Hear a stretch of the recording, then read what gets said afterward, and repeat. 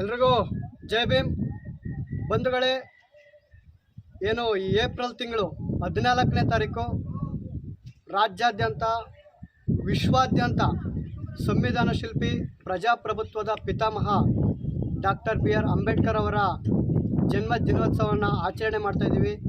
ವಿಶೇಷವಾಗಿ ಬಾಬಾ ಸಾಹೇಬ್ ಅಂಬೇಡ್ಕರ್ ಅವರ ಅನುಯಾಯಿಗಳಲ್ಲಿ ಅಭಿಮಾನಿಗಳಲ್ಲಿ ಮನವಿ ಮಾಡ್ಕೊಳ್ಳೋದೇನೆಂದರೆ, ಬಾಬಾ ಸಾಹೇಬರ ಜಯಂತಿ ಹೇಗಿರಬೇಕಂದ್ರೆ ಪ್ರತಿಯೊಂದು ಜಯಂತಿನಲ್ಲೂ ಕೂಡ ನಾವು ಅವರ ಅನುಸಾರ ಏನು ಬಾಬಾ ಸಾಹೇಬರು ಏನು ಹೇಳಿದ್ರು ಅವ್ರ ವಿಚಾರಧಾರೆಗಳನ್ನು ನಾವು ಅನುಸಾರ ಮಾಡೋದ್ರ ಮೂಲಕ ನಾವು ಜಯಂತಿನ ಆಚರಣೆ ಮಾಡಬೇಕು. ಯಾಕಂದರೆ ಹಳ್ಳಿಗಳಲ್ಲಿ ಗಮನಿಸ್ತಾ ಇದ್ದೀವಿ, ಬಾಬಾ ಸಾಹೇಬರ ಜಯಂತಿ ಅಂದರೆ DJ ತರಿಸೋದು, ಇಲ್ಲ ಆರ್ಕೆಸ್ಟ್ರಾ ತರಿಸೋದು, ಕುಣಿದು ಕುಪ್ಪಳಿಸೋದು ಇದು ಅಲ್ಲ. ಮನವಿ ಮಾಡ್ಕೊಳ್ಳೋದಷ್ಟೇ.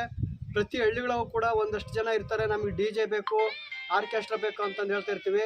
ದಯವಿಟ್ಟು ಅದೇನು ಬೇಡ, ಅದೇ ದುಡ್ಡನ್ನು ನಿಮ್ಮ ಊರಲ್ಲಿರುವಂತಹ ಎಲ್ಲ ಸಮುದಾಯದಲ್ಲೂ ಪ್ರತಿಭಾವಂತ ವಿದ್ಯಾರ್ಥಿಗಳು SSLC PUCನಲ್ಲಿ ಫಸ್ಟ್ ಕ್ಲಾಸ್ ಬಂದಿರ್ತಾರೆ, ಅಂಥ ವಿದ್ಯಾರ್ಥಿಗಳನ್ನು ಗುರುತಿಸಿ ನೀವು ಮಾಡ್ತಿರಲ್ಲ, ಸಂವಿಧಾನ ಶಿಲ್ಪಿ ಬಾಬಾ ಸಾಹೇಬ್ ಅಂಬೇಡ್ಕರ್ ಅವರ ಒಂದು ಜಯಂತಿ ವೇದಿಕೆಗೆ ಕರೆಸಿ ಅವ್ರಿಗೆ ಸನ್ಮಾನ ಮಾಡಿ, ಪ್ರತಿಭಾ ಪುರಸ್ಕಾರ ಮಾಡಿ, ಅವರು ಕೂಡ ಇನ್ನೂ ಚೈತನ್ಯ ಬರುತ್ತೆ, ಅವರು ಇನ್ನೂ ಹೆಚ್ಚು ಸಾಧನೆ ಮಾಡ್ತಾರೆ. ಹಾಗಾಗಿ ಅನಾವಶ್ಯಕವಾಗಿ ದುಡ್ಡನ್ನು ಖರ್ಚು ಮಾಡದೇ, ಈಗ PUC ರಿಸಲ್ಟ್ ಬಂದಿದೆ, ನೆಕ್ಸ್ಟ್ SSLC ರಿಸಲ್ಟ್ ಬರುತ್ತೆ, ಅಲ್ಲಿ ಯಾರು ಬಡ ವಿದ್ಯಾರ್ಥಿಗಳಿರ್ತಾರೆ ಅಂಥವ್ರಿಗೆ ಓದೋದಕ್ಕೆ ಈ ದುಡ್ಡನ್ನು ಖರ್ಚು ಮಾಡಿ, ಬಾಬಾ ಸಾಹೇಬರ ವಿಚಾರಧಾರೆಗಳನ್ನು ಕರೆಸಿ ವಿಚಾರನ ಮಂಡನೆ ಮಾಡಿ, ಜನಗಳಿಗೆ ಅರ್ಥ ಆಗುತ್ತೆ, ಸ್ಫೂರ್ತಿ ಆಗುತ್ತೆ. ಅವರು ಕೂಡ ಮುಂದೆ ಅವರ ಮಕ್ಕಳನ್ನ ಓದಿಸೋದಕ್ಕೆ, ಅವ್ರ ಮಕ್ಕಳನ್ನ ಉನ್ನತ ವಿದ್ಯಾಭ್ಯಾಸ ಮಾಡಿಸೋದಕ್ಕೆ ಅನುಕೂಲ ಆಗುತ್ತೆ.